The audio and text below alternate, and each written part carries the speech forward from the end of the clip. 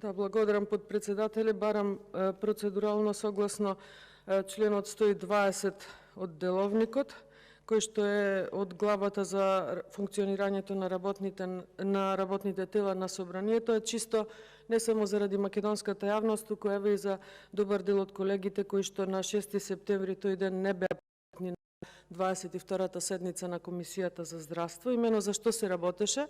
Точно се работеше за предлог за измена и дополна на Законот за здравствено осигурување, предложен од група пратеници на владеачкото мнозинство.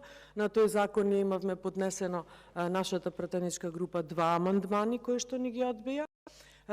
После тоа предлагач на дополната измената на овој закон излезе со комплетна измена на неговиот предлог закон за измена и дополна и сосема нов предлог ни даде.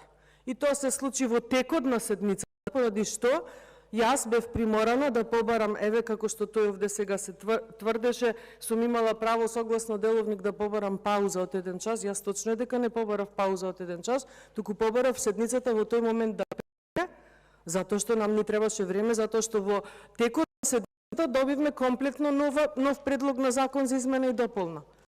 И сега, бидејќи многу сака да се прави паметен колегата Коцич, вели сум имала право да побарам пауза од 1 час, точно е ние сме напуштиле, а тие продолжиле после 1 час.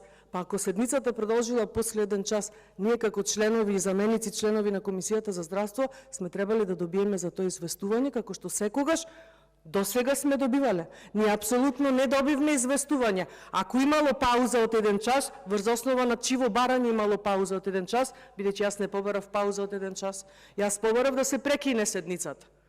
Значи, на чиво барање се направила пауза од 1 час, и ако веќе се на што сите членови и заменици на комисија не сме добили процедурално реагирам, затоа што како членови и заменици на Комисијата за здравство, ние за тој ден 6 септември не добивме да имало пауза од 1 час и седница продолжи. Фрла дамка врз овој процес, а се согласувам како е од потреба како и за пациентите, така и за етичните лекари, но не е во ред. И конкретно кога ја отвори темата онкологија да одговореше барем ли тие дискутирале на таа точка. Благодарам.